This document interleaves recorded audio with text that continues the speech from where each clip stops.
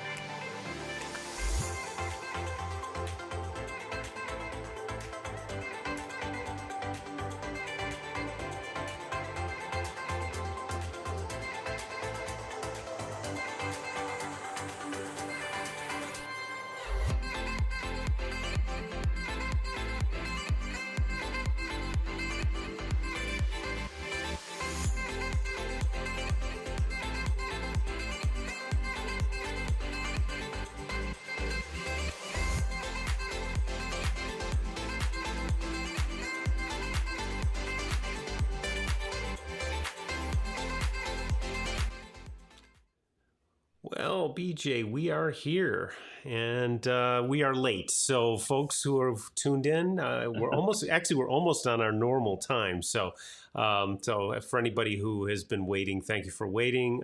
And at the moment, we'll just move on. And so, how things up by you, real quickly, BJ? What's going on? Excellent. Not much going on volleyball wise, except playing mostly poorly, but playing a little bit here and there. I'm good and sore today after playing a couple hours yesterday. But how about you? What's going on there? Well, I'm doing the grandparent thing starting after our meeting today. I get to go to the 2 hour dance recital, followed by taking part of the family to the airport so they can go to Disneyland, and then we keep the little one for a couple of days. So it's going How to fun. be all hands on deck. So that should be fun. So, So you will be learning over the next couple of days quite a bit, oh, I or will be relearning learning a maybe. ton. I will be learning and relearning a ton. So that'll be fun. So let's jump right into it. I'm going to let you do a little bit of introduction. I'm going to put our first little slide up here for you to talk about for our Yeah, that's guest a today. great.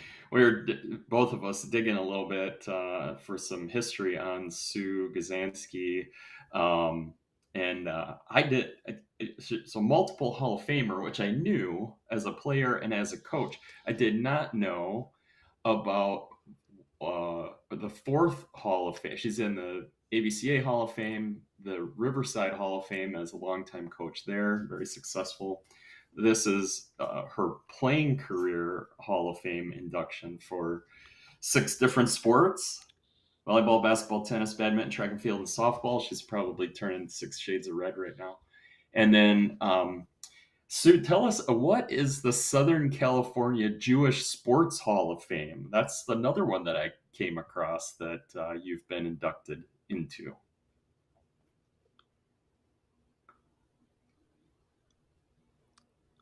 For Jewish athletes and coaches, and there were quite some famous people in there. And the person that I know you would know is Sandy Koufax, so that's someone that from from our area. So I was honored to be inducted in that Hall of Fame, and I think part of that happened because I coached 4 of the Maccabea games, and that's for Jewish athletes. It's like the Olympics, and I coached the women's team with Russ Rose the very first time in 1980. Wow. And then it's every 4 years. So then I coached the women's team by myself, and then I coached the men's team twice. So I think that's how I got into their Hall of Fame. But what a great experience to coach Yeah, international cool. into a stadium with 60,000 screaming fans. So honored. That's amazing. What so when I asked you to come on, this breaks a little bit of our rule that Steve and I have been following, which is, and we talked a little bit about this. We haven't we've been having people come on that are experts, but we've not talked about their expertise, their area of expertise, because we've been doing our best to be learners and talk through things that people have learned about, or are working on learning about. So we're breaking this rule. You, like I said before, by anybody's estimation, you're an expert volleyball coach, having coached Division 1 and internationally in both men's and women's, and a bunch of different places in between. So this little story that made me want to have you on was, if I'm correct, you retired from Riverside in 2009, effectively almost not quite ending your coaching career, because I know you did a little coaching after that as well. But in 2015, I did Cap 3.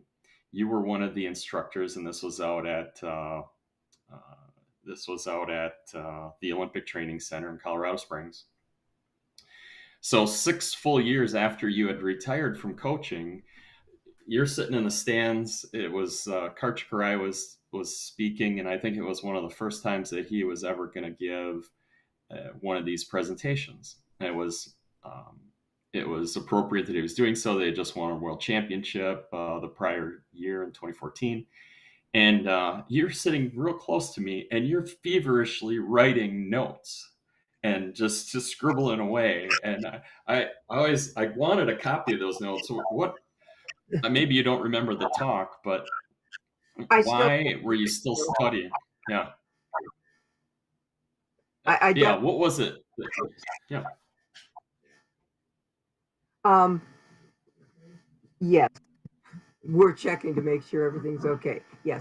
Uh, it's interesting because I've gotten that comment about taking notes from a lot of different people, because when I go to, when I'm the presenter and I'm listening to other coaches, I'm taking notes.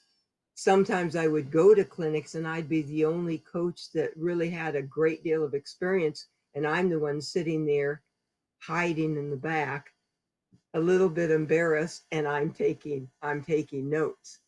And I always want to learn, and I always want to know what other coaches, what their ideas are, what are they thinking, and so I don't want to forget it, and so I take notes.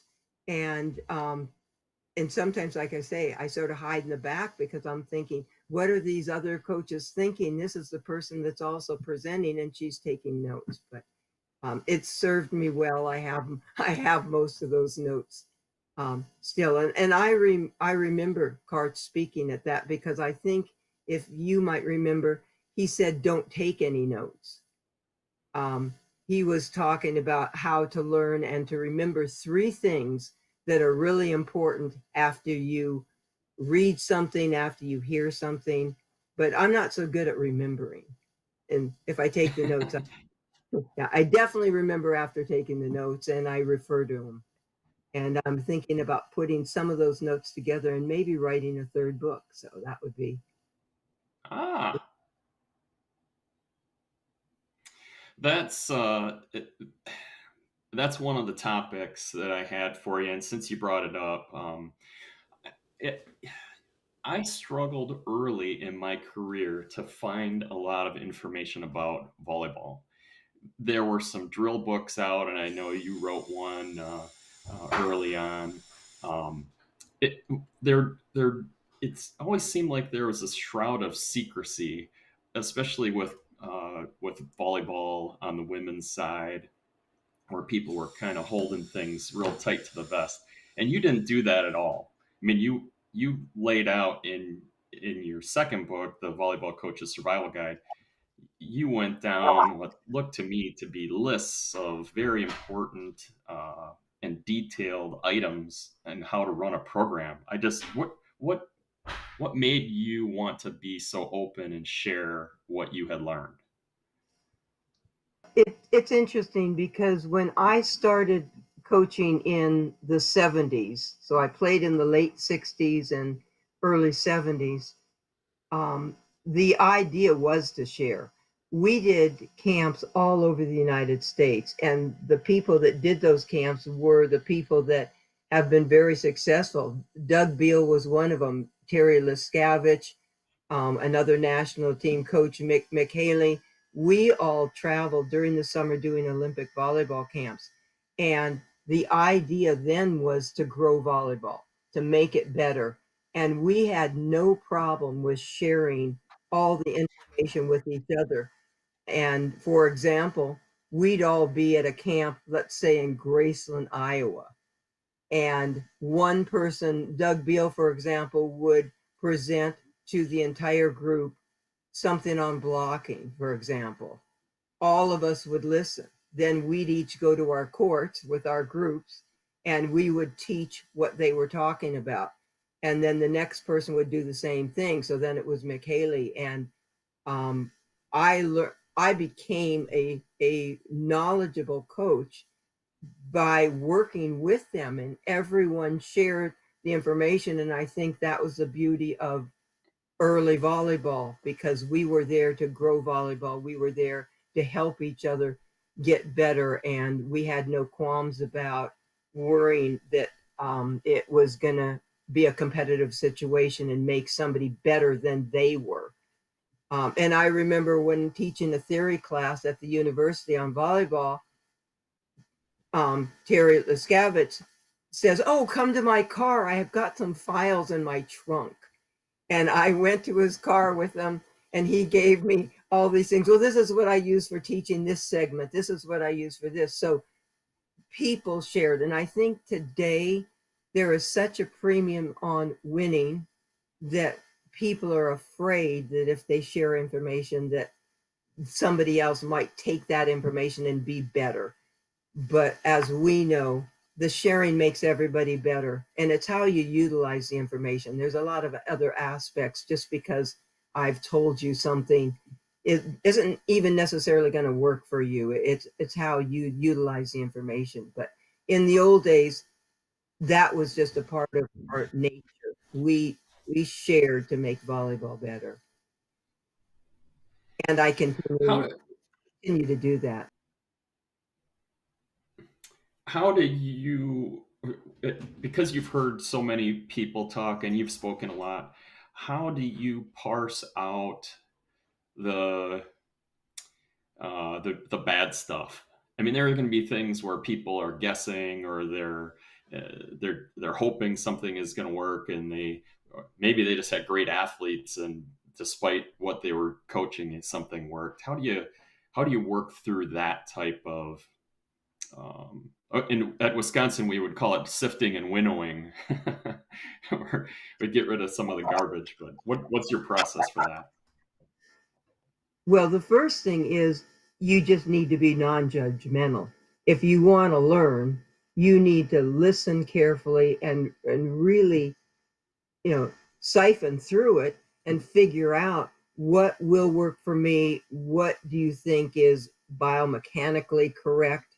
There are some ways of judging, what information is good and what information is good for you. And I think this is it can be a definite problem, because there is so much information out there now. Before, like you said, there were very few books. There still aren't a whole lot of books out, but there are a lot of books out on different sports. You can learn from a lot of different areas that are going to help you coaching, learning from different coaches in different sports. But on the internet now, gosh, you can run into a ton of things, and which of those things are valid for you and which of them are correct. So one, you just need to have an open mind in order to be open to something new and something that you didn't think of, something that you wonder about.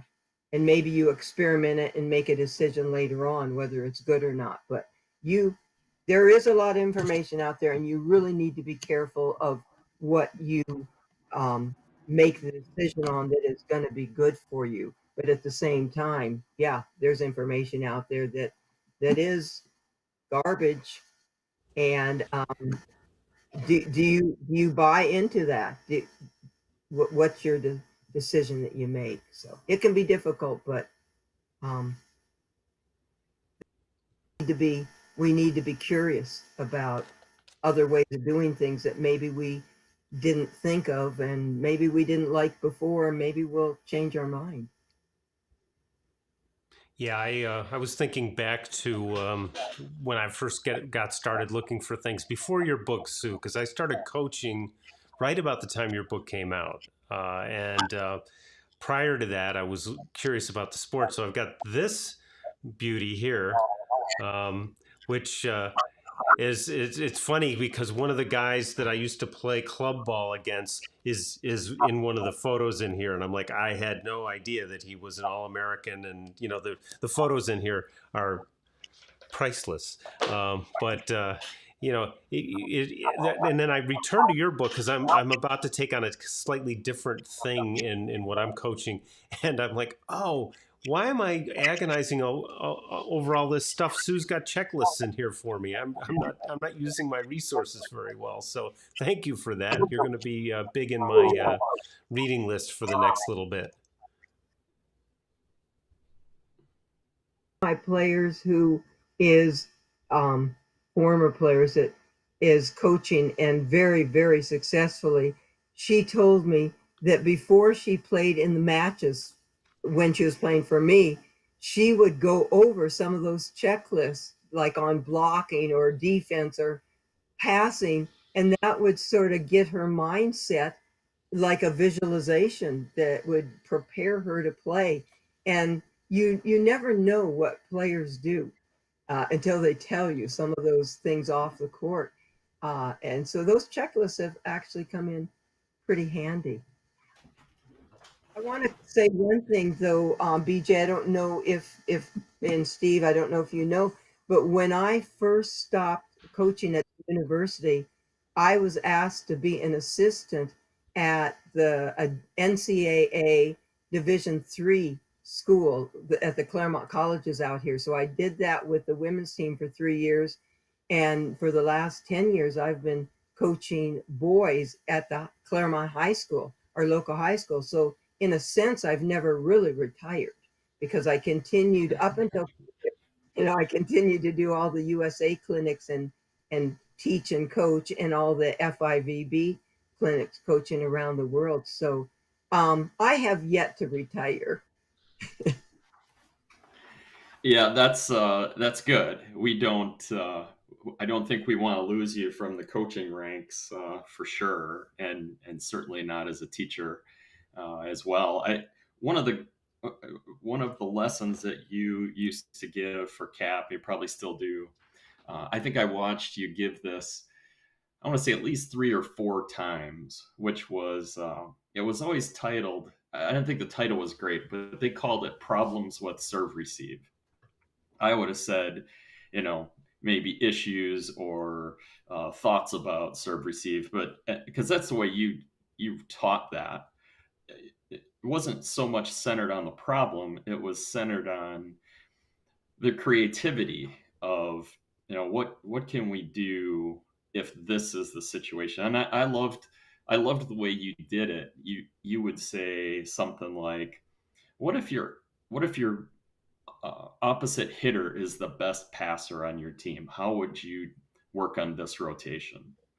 What if your M2 was the best passer and we're going to put you in rotation 4, and now you have to figure out how do we arrange the service? I loved the way you did that. What was is that something that you came up with? Was that the curriculum? What Just kind of walk us through your thought process on that.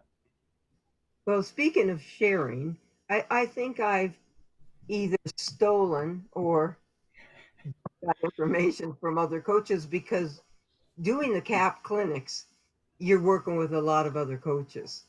And I think I think the very first time really I started getting that idea was from Shelton Collier, who did something on serve receive and talking about that. And I think the one that you're talking about also that I did involved three middles. and it was,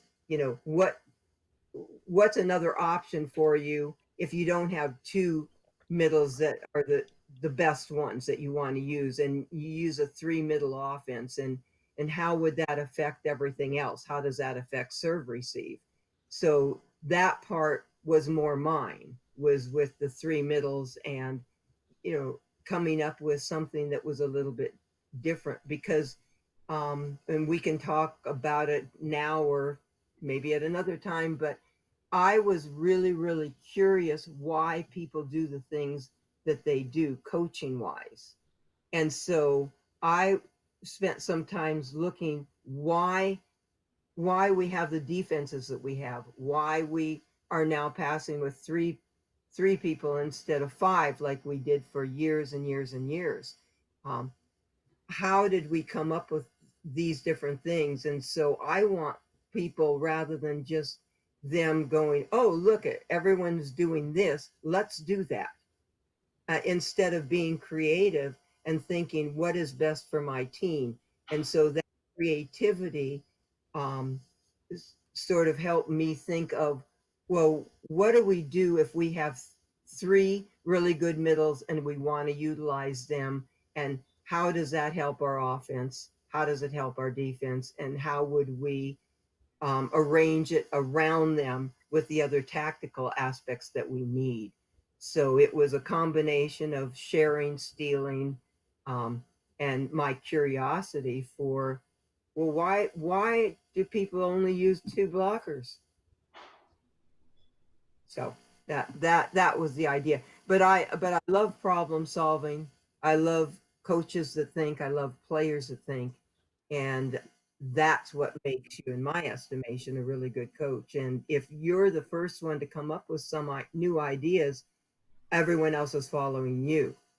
So otherwise, you're just always coming from behind because you're taking what everybody else has. But if you can make it yours, then that's what's going to make you more successful in my mind.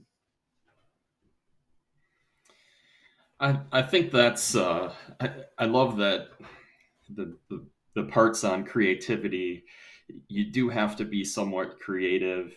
I think having some principles first before you go real crazy. There are certainly things that we know aren't going to work, and some of our principles can tell us that. But I think that aspect of creativity and you know, experimenting and measuring, seeing, is this creative thing that I've found, is it going to work for us? And figuring out either statistically or, like you said before, biomechanically, or even just using the laws of physics, is this going to work for us? Those are things to have in mind. I see a lot of what you do. I see somebody copying something and hoping it's going to work. Um, the one that comes up a lot is our team can't pass. So, what do I have to do to get them to pass better? And my question is always, well, how are you how are you teaching them to pass? What is it about passing that you're teaching? Well, I've got the ball and I'm tossing it to them and I'm working on their form. I'm like, oh, have you considered serving at them to teach them to pass? I don't know. Can it be that simple? Can we learn just by coming up with simple ideas like that? I'd like to think so, but I guess not. But but in the CAP courses, we always had the guiding principles that you're talking about, and you need to have some principles that help guide you to what you're doing, and there are some things that you should do and some things that you shouldn't do, and those principles will guide you to help you make those decisions. But um, with the idea of passing, they go, how do I make my passers better, or how do I make their stats better? And I just say, make the target bigger, because when I'm statting passing and the target's small, very few of the people that I'm statting will pass real well, because I've made the target so small that they have to be perfect. And when sometimes coaches say, we're just not passing well, we can't win if we don't pass well. And I like to say, yes, we can. We can win if we just get the ball up. Now we're going to have to win a different way. The hitters are going to have to hit a high ball. You know, if the team uses quick sets, okay, we can't do that, but we can still win. We don't have to pass perfectly to win. So I think guiding players to be positive about what they're doing, whether we say something is working or not, and sometimes that involves passing, because passing seems to be such a simple skill, but it's just not. Jay Hossack was the first person that I heard talk about that. Of course, the men's coach at George Mason. He said their off season is the fall. He came to do a cap session, and he said during the fall they just decided they wanted to run their full offense from 15 feet off the net and not just from 3 feet off the net. They said, he just said to the guys, look, this is what we're going to do. We're going to run the offense from here and from here and from here and everywhere in this large target of passing area. We can't just wait for perfect pass. And it was a disaster at first. He said they were terrible at it, but by the end of the fall, they were really able to run their offense pretty effectively. He said, I want to say he said maybe 12, 13 feet off the net, where they could still run quick attack. And he said really all he did was that. They just said, we're going to have a bigger target now, and you have to run the offense from this target. So for one, it opens up the minds of the players to understanding that success doesn't have to be something that's perfect. And in a lot of ways, running the keeping the pass off the net is of value, because it's not good to set right on the net.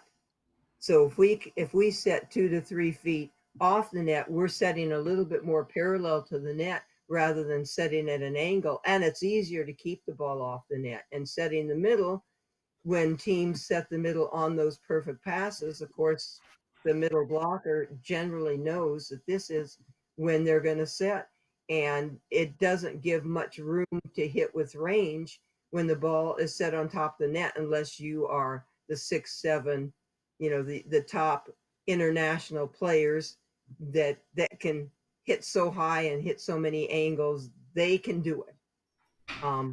In general, setting off the net is much easier, and if you're passing off the net and setting off the net, those two go together pretty well. So you just have to open your mind, and there are coaches that say we have to do it this way, and this is the only way. And I think those are the coaches that, if they open their minds to a broader range of options, could possibly be better. I think this is something that I wanted to get back around to. In your second book, the volleyball coach's guide, uh, there's a lot of detail, and you've gone into a, almost every topic that a volleyball coach is going to struggle with at some point in that book. You've obviously spent a ton of time outside of the gym thinking about very seriously about all of these topics. And I get accused of that too, about thinking almost being too serious when I speak with other coaches. But I just want to ask, do we spend all that time uh, in serious thought mode simply because our time in the gym is so short, and we want that time to be so perfect and so entertaining and enjoyable and learning? I mean, is that the real reason to take everything so seriously in coaching? Well, I think the reason why I do it, and I think both of you, is I have a passion for volleyball. I have a passion for coaching. And I just want to do the very, very best I can all the time. And clearly, we aren't in the gym for a long time. And we want to get the very most out of it we can. And that's why I write up detailed practice notes. We put it on the board. We share it with the athletes because we want to be completely understood with what we have learned and what we want to share. But I think that everything that I do in my nature is transferred to the idea of, can I use this for coaching? Can I use it to be a better person myself in how I deal with things? But can I utilize it? So books that I read that aren't about necessarily volleyball, for example, and I wrote an article on team cohesion from this book, and it was Icebound, about the group of people that live in the South or the North Pole, and they're doing research there, and they're stuck there for 6 months out of the year because the weather is so bad, planes can't go in and out. And I was fascinated by the idea of how they lived together as a team, each with their specific roles, and each person had to do their specific role and talent in order for the group to survive. And I thought about that and thought that is what we have to do to not survive physically, but to survive successfully, on a team. So it was the same idea. Everything that I do, I think about and relate in some way to volleyball, and it has been useful. Yeah, I think that's I have a dog Very going off here, and that's not my alarm clock. That's my dog. Steve, you got to ask the next question while I get the dog out of here. okay. Okay. So one of the things I was thinking about was, if you think about the last, I don't know, pick 5, 10 years, things that you've seen that have changed, that may have changed how you think about coaching. I'll go back further. When I talk to my players, I'm like, yeah, when I started, an overhand pass on a serve receive was an immediate, you were done. And so that was one thing but more recent things that you've seen that have changed how you coach or how you think about the game? Gosh, that's such a good question, and there's so many ways to answer it. I'm going to start with just, some changes that I've made, or so for example, once I retired from the university as a head coach, I became an assistant coach. And that was a huge change for me because I always was the boss. We did what I said. And when I became an assistant coach, that no longer happened. I could give suggestions, but the head coach didn't always take those suggestions. And I thought about how I would treat an assistant if I ever were a head coach again and had an assistant. And I would do a lot of things differently. Um, and one of the biggest things is I would listen to them better. When they came up with different ideas and thoughts, I'm thinking to myself, this has worked. I like what I'm doing. And I wouldn't give it the consideration that I really should have. And so I've made changes, um, and I've learned how to be an assistant coach, and how to try to get my suggestions listened to, and how to try to utilize the value that I can add as an assistant. How can I get the head coach to understand that some of these things might be beneficial? So, just changes in my coaching have occurred because um, I changed roles as from a head coach to an assistant. Um, Another change that I made, and I don't know that I like it, but um, I think in today's world, um, the players are softer and the parents have a lot of influence. And in my idea, you can't be as demanding. I was a very demanding coach. I was really tough. I pushed the players really hard, and um, and they responded to that, and they became very competitive and very able to handle difficult situations, difficult emotions that occurred on the court in competitive situations. They were able to push through fatigue, to push through the frustrations of setbacks. And I don't feel, well, I haven't been able to push as well now as I did before, because I think the players are a little bit more spoiled, a little bit more coddled, um, and the parents are involved, and sometimes they don't understand why you would be doing it in a certain way. So I've changed, from that aspect. Um, Training methods have changed a great deal. So my most influential coach for me was Moo Park, who was from South Korea, who came to Southern California. He worked with their national teams, and he brought in the idea of the Asian training with um, individual drills and a lot of repetition. Things, and I did that for years, and it was very, very successful.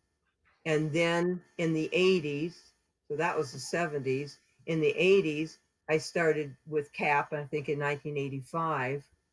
And then we were talking about more scientific ways of doing things and more research, and that you should do more game related small small games drills, and you should do more scrimmages, and you should not do the other. So there became two schools of thought. One was the block training, and one was the random training. So one was more repetitious drills and one was more scrimmages. And a lot of people buy into one or the other. And so I have changed. I'm more eclectic. I don't do just the individual skills, but I do them. And I do more of the scrimmages and small games, but I have a big toolkit, and I utilize all those tools in that toolbox.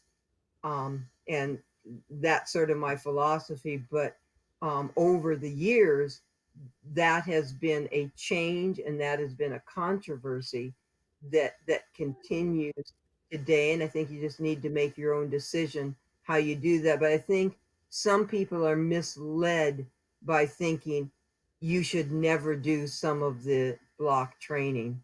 And I think that that's a mistake. There is a there's always a balance. So there's a balance in how we train and what the methods are. There's a balance between being too demanding or too nice, you know, not pushing the players enough, or pushing them too much, pushing them over the edge where they can't handle it. And it all deals with who you have, what their age is, what their skill level is, what their motivation is, what their goals are. Um, so I think that when I began coaching, I sort of saw black and white, this is the way you do it. And as I've grown as a coach, I realized there are options, and each of those options work in different situations. But that's probably, those three things I mentioned are three big learning curves for me, and changes that I've made as a coach as I've grown.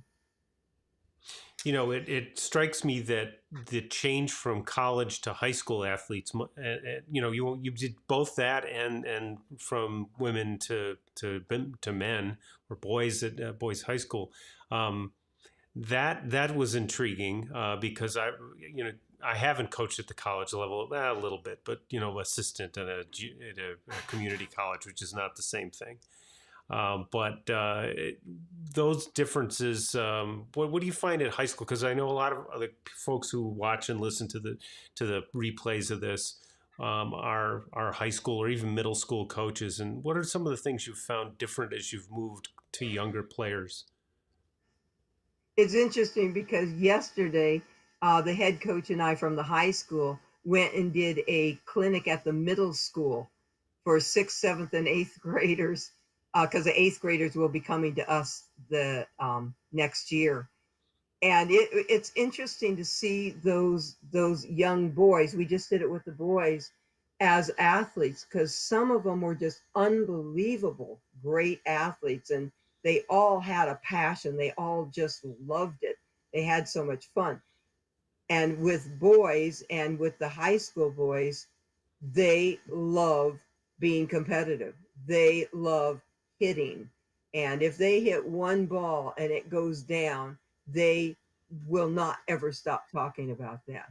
In the game, they can do a ton of things wrong, but they remember when they blocked that one ball at the beginning of the match. So it's I love coaching the boys from the standpoint of they are, for most part, naturally competitive when they get into sports, and they just enjoy the fun of competing. And if they do anything well, they are happy. Um, and there's a bit less drama. There still can be drama, but basically I can go in there, I can be more demanding, I can tell it like it is, and they accept that. Though I think you still need to be somewhat sensitive with guys. It's not that you can just do and say whatever you want, but for me, it's a little bit easier coaching the men.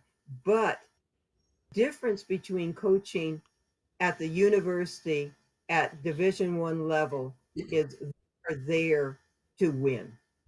They want to have fun, they want to have a good relationship with their teammates, but they have a goal. For us it was to make the playoffs, to make it to nationals. Earlier in my career with Division I, we were struggling more, but we wanted to be successful in the Big West League.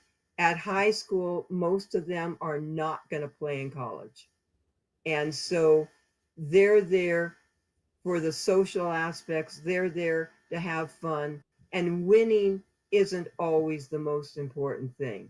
And it's a nice change. It's a nice atmosphere to just have people love playing the game, but not having it be quite so meaningful. If they have to miss practice because they're they're playing in the band, they miss practice. Well, our players at the university did not miss practice, but there's a lot of other activities that are going on in high school, and they're all important. And I think it's great that they're either playing more than one sport, or they're in the band, or they're in choir, or they're on the debate team. They're doing other things. But how you coach in that situation, because the motivation level is different, I see that as the biggest difference. But I love coaching. I love coaching the girls. I love coaching the guys. It's just a slightly different situation, and it is different being in the high school, but it's really fun. It's fun for me coaching. The coaching boys I've spent just a very small amount of time coaching boys. I've coached men's club essentially, although they're not very coachable at that age. But yeah, boys, it's throw the balls out on the floor and they're starting a competition before you even say anything. They're doing something. How hard can I hit? How far can I serve from? How high can I serve? It's like herding cats in a different way. There's no motivation needed. It's just motivation to do the right things. Um, because they're obviously gonna get after it. But I love that too. I thought that was a lot of fun. It's different. It can be brought out in the women's teams though. I think for me, it was always having a competition. like even if we're doing some passing drill, it's how many good passes can you get, or how many times can you pass on your left or pass on your right. We just had to draw the competition out of the more often had to draw competition out of the female players just by having competitions. They often didn't want to. It was more about, did I do this right? Well, let's count how many times you did it right and see how many your teammates did. And that seemed to help that. I don't know your thoughts on that. It wasn't my intention to get into too much boy girl stuff, but since you're doing both or have done both, it's interesting to hear you talk about it. Well, early on coaching in high school boys, yes, I definitely did a lot of competitions and they just loved them. If we were hitting and trying to hit targets, we aimed at chairs. And if they could knock the chair down the gym, of course, when we got the floor fixed, we could no longer do that. We had to use towels or some other target, but hitting chairs was really, really fun.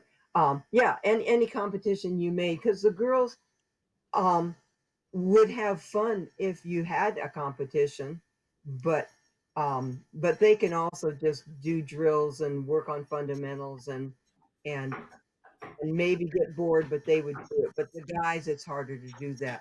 But it's really fun making competitions for them, and yeah, they really get into that.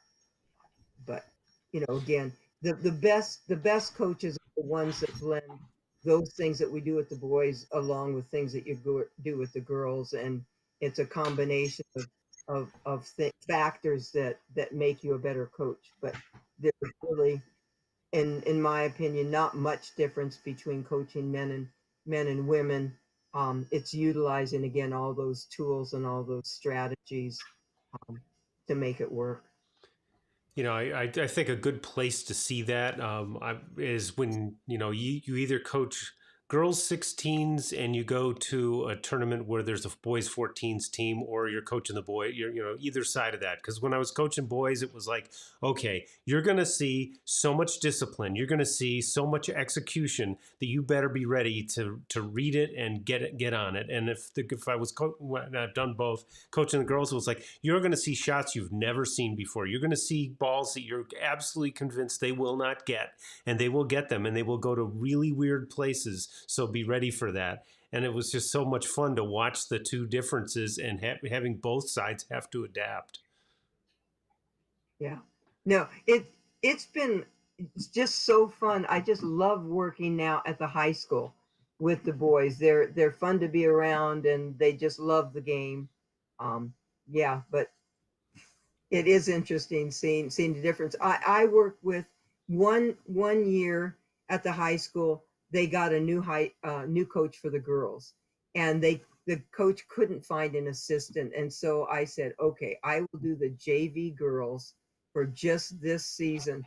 Gosh, what an eye opener for me. That was crazy, and it was just really hard to get them to focus. I'd be talking about serve receive and they're spinning around doing a little dance on the court while I'm trying to explain to them what they're supposed to be doing.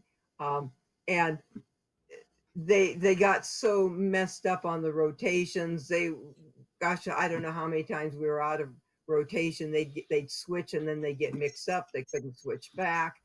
And one time I looked in and I saw the starter and her sub in at the same time. I go, wait, that can't work. um, I was so busy trying to figure out which rotation we were really in and everything else. And then all of a sudden the game was over and we won. I go, oh, good. I didn't, yeah, I didn't have to call a timeout or make any change because I was trying to figure it out. But you know, lots of different things happen. And as a good coach, you just gotta roll with the punches, figure out to make it work, figure out a way to keep everybody somewhat happy uh, and enjoying the situation. I wanted to get back to one thing you talked about when you first started coaching, when people took the ball overhand on the serve. Now you right? Is that yeah? Sorry, yeah. So in the 1964 Olympics, when the USA team went over to Tokyo for the very first time to play, they passed everything overhand because that's what was done in the United States. And they get there and you're no longer able to do that. So every time they did that, it was called. And so then quickly they had to get used to figuring out how to forearm pass, and they never did that before. And now it's back to you can, overhand pass, and those are the kind of things that made me start thinking about, you know, why are we doing things that we are doing? So in the 1964 Olympics, Daimatsu, who was coaching the women's team, who was just a tyrant, the girls were just beaten up, and it was terrible training methods, but they won the championship. And he is given he really started the defense that we use today. Defense was very static at the beginning, and then defense became very dynamic.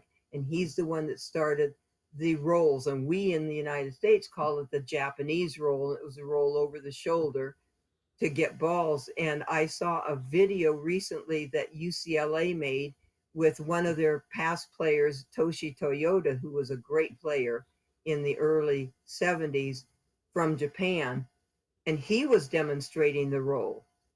Even on the men's side, who he played at UCLA, the dive and the roll. Well, today we almost never see the rolls. That just isn't taught very much anymore.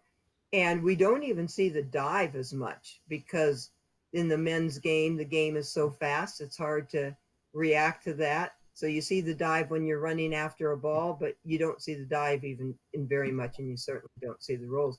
So all those things have changed, and then you have to ask yourself why, and then you have to ask yourself, well, is any of that stuff that we used to do that you don't do anymore, should we do? Should we bring some of these things back? And there's a lot of other examples that you can look at, but there's a lot of stuff that happened, and then you no longer see it anymore. Yeah, I found the couple examples of that are like the red or man up defense. No one wants to play that, and that can be really effective.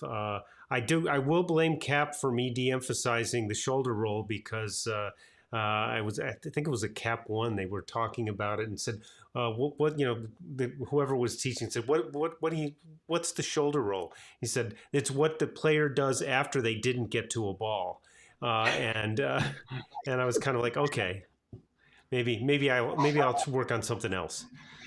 Yeah. Well, that I have to not agree Yeah. with that. Yeah. And then we went from the shoulder roll, which I did think was a little more dangerous, to the barrel roll, where you're not going over your shoulder, just going over your back. And I still like showing that to youngsters because it's really just a part of it. It's a good movement. It helps them not be afraid of the floor. Um, and it's a good way, but you teach them obviously to play the ball first, and then that's a recovery role. And it really came in handy. I'm playing a lot of pickleball now, and that's on the hard court, like a tennis court. And for the most part, I never fall. I never fall. Well, I went after a ball, and then I did feel off balance, and I knew I was going down on the cement. So I went down slowly.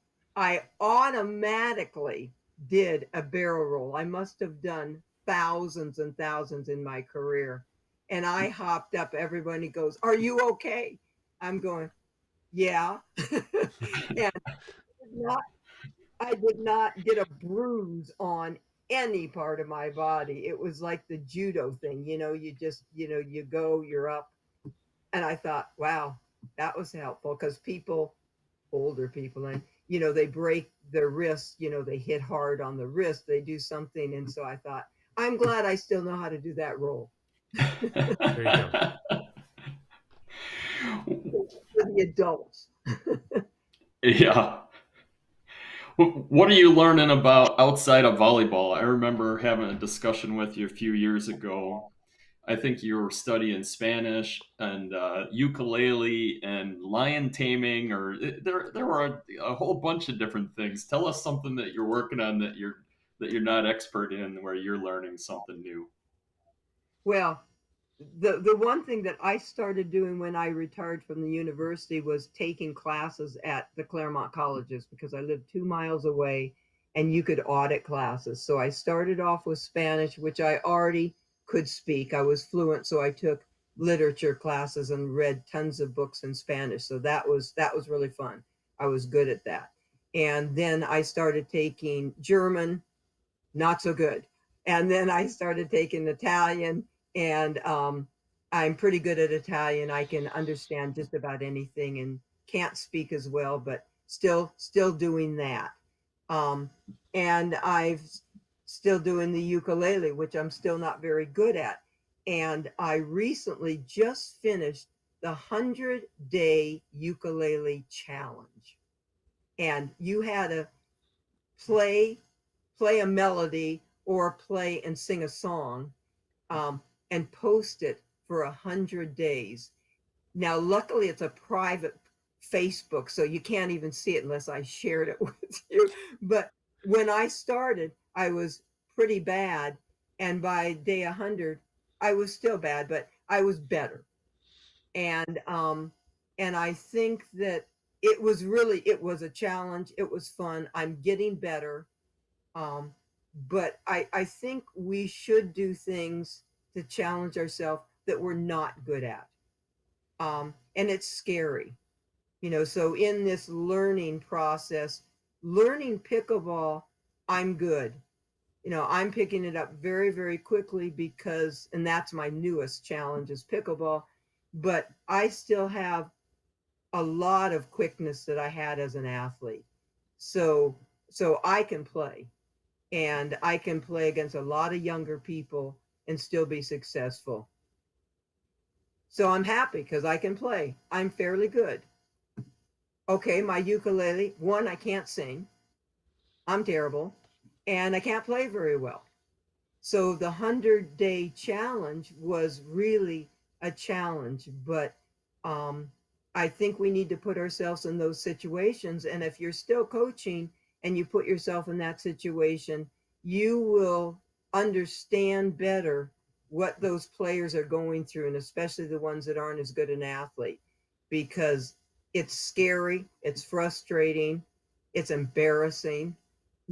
I mean, there's a lot of aspects to it.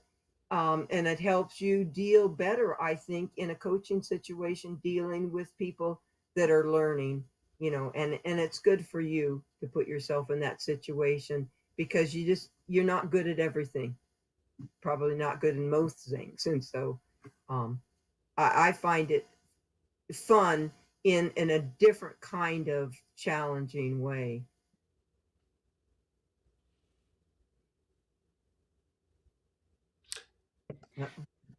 Motivation there? Is it something you like? I mean, I learned a little bit about how to cook because I like to eat. I like music, so I was learning how to play guitar. I like volleyball just for the competition. Are you picking stuff that you aren't necessarily interested in, or is it always something that you have an interest No, I'm interested in it. I'm just not good at it. Um, in? yeah. So, my cousin who plays classical guitar, when I went to Hawaii in 1970, says, buy me a ukulele and buy one for yourself. And the kamakas are something that, they make over there, and they're pretty famous for the kamaka ukulele. So I got one for me and him for $20 each, which now mine is worth like $1,500. But Wow. I never played it until I retired. And then I thought, oh, this is a great time to practice doing this. And I actually wrote a couple songs and I put to the music of other songs, like and I did for volleyball. So in 1980, we had a team volleyball song that we all sang, that I am not singing. But anyway, but I actually posted that on one of my posts for the 100 days, and you know, it was to the tune of "Button Up Your Overcoat," and it talked about volleyball. So I don't know how many people appreciated that song, but I posted it anyway. So, and I continue to read a lot, and right now I'm going through books that I've read, and I'm rereading the notes, and I'm taking those notes to, if I think about writing another book, I'm taking all those notes from those books, and then giving the book away. I'm trying to minimalize. You get to this age, you're trying to get rid of stuff. Um, I still have way too much stuff, but I'm doing it with the books so that I can reread them and take the notes. And I do really enjoy that, and that still is helping me with coaching, because it gives me ideas so that every day I go into the gym, I have something new that I can just, a quote or an idea, a suggestion. So I'm not using just old things that I've learned before. Every day I want something fresh. It keeps me fresh, and I think it's interesting for the players. Uh, we're up against our hour time limit, so I'm just going to say thank you, and thanks for working through some of the technical stuff. As always, I learned some things. I took a couple of notes here as we were talking, stuff that I have to remember to look up or to research. It's been great talking with you again. Um, and I'm going to sign out because I have to go since we were a little late. I have an 11 o'clock appointment. But Steve, are you going to finish us up here? Or? Yeah, absolutely. First, thanks so much, Sue. It's good to see you again. And I think I was thinking back to let's see if I've got it here. Let's see if I can get this. Thinking back to this was our time together, and it was really great to be with this particular group. And I didn't realize when I went back. I'm like, oh damn, that's BJ. So so that and people have commented that Eric's in there too, because Eric doesn't like to get his picture taken very often. Yeah. So it was a great opportunity to work with and have a really good experience with Cap, and it brings back good memories of Mike, because like Sue, I think back to everything I learned, and the biggest thing I learned from him is the same thing I've learned here from Sue, is the idea of lifelong learning. Mike was always questioning what he was doing and trying to think about the next thing and asking coaches about that. So it was really a great thing to be exposed to. So thanks, Sue, so much for spending time with us today. And maybe next time we do it, we'll do a little better on the tech side. But overall, I've really enjoyed it. So I'll say thanks, and I'll give the floor to you one last time, Sue, if you've got something you want to share before we go. Well, thank you so much. And that picture brought back memories to me. That was just an unbelievable group of coaches. And with Mike Hewlett being there, who is just an inspiration, to this day for all of us. But and BJ, you had your arm around me. Thank you for making me feel special. But I learned a lot from everyone. I'm still learning, and it was a pleasure to be on this show. And I'm happy to be on it again with any topic you come up with. But great to see you guys, and thank you for all you do for volleyball. Okay, so we'll hit the outro, and BJ, go do your thing. I got to go watch dance, and Sue, play some ukulele for us, and we'll see you next time. All right. Bye bye.